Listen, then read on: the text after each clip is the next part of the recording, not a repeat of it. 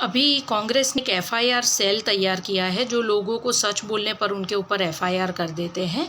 तो मैं कुछ बोलना चाह रही थी कि अगर तुम लोग सच वाले हिंदू हो, वैसे तो तुम हो नहीं, तुम तो घटिया हो, तुम्हारी तो जाति पता नहीं कौन सी है। दादी भी निकम्मी जो अपने पति का सरनेम नहीं लगा पाई, बाप भगोड़ा जो युद्ध के टाइम पे भाग गया था, नाना निकम्मा जो हिंदुस्तान पाकिस्तान करके एक वोट के बेस पर प्रधानमंत्री बन गया। मतलब तुम लोगों को भीख पे जीने की आदत है। तो इतने सारे घोटाले करके खुद की माँ बेल पे घूम रही है, मुफ्त के बंगलों में रह रहे हो, तो भी बेशर्मों की तरह लोगों को सवाल पूछते हो। 1500 करोड़ देने वाले रतन टाटा ने जवाब नहीं मांगा, लेकिन चवन्नी भी नहीं देने वाली भिखारी जो लोगों के पैसों पर पल रही है, वो भूरी काकी मोदी से हिसाब मांग रही है। काहे का तू हिसाब मांग रही है? तू है कौन? तूने क्या किया गरीबों के लिए?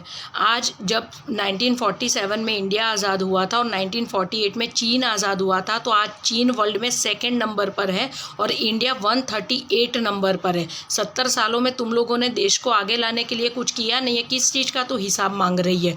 पाकिस्तान बना तुम्हारे राज में, बांग्लादेश बना तुम्हारे राज में, मुस्लिम पर्सनल लॉ आया तुम्हारे राज में, अल्पसंख्यक का मंत्रालय बना तुम्हारे राज में, अल्पसंख्यक के विद्यालय बने तुम्हारे राज में, अल्पसंख्यकों का लॉ बना तुम्हारे राज में। तुमने हिंदुओं के लिए क्या किया? तुमने हिंदुओं को आरक्षण दिया। क्यों? क्योंकि हिंदू अंदर अंदर लड़ता रहे, मरता रहे और तुम लोग अपनी रोटियां सेकते रहो। जिन किसी को भी पता नहीं है, मैं उन लोगों को बता दूं कि Nehru actually Hindu common bill code bill लाना चाहता था, जिसके चलते सरदार वल्लभ भाई पटेल ने उनको बोला था कि अगर तुम ये बिल लाए हिंदुओं के लिए तो मैं कांग्रेस से इस्तीफ़ा दे दूंगा। इसलिए उनके देहांत के बाद इस नेहरू निकम्मे ने हिंदू कोड बिल पास करवाया था और आज जो ये हिंदू भुगत रहा है ना, वो उस निकम्मे की वजह से भुगत रहा है।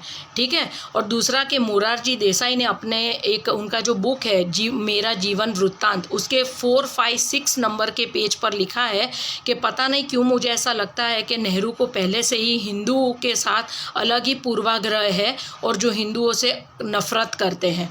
और जेबी कृपलानी ने भी कहा था कि अगर आप हिंदू से प्यार करते तो कभी हिंदू कॉमन बिल नहीं लाते, आप कॉमन सिविल कोड लाते जो सारे धर्मों को लागू पड़ता। लेकिन आपने हिंदुओं पर अपना गुस्सा उतारा और आप हिंदुओं को धोखा देने के लिए जनोई पहनते हो।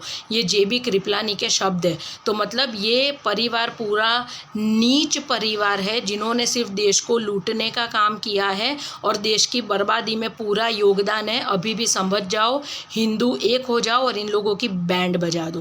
कांग्रेस मुक्त भारत करोगे तभी जाकर तुम्हारी ज़िंदगी सुधरेगी, वरना तुम्हारी ज़िंदगी ये लोग नर्क बना देंगे। इससे अच्छा तुमको नहीं समझा सकते हैं अब। वंदे मातरम।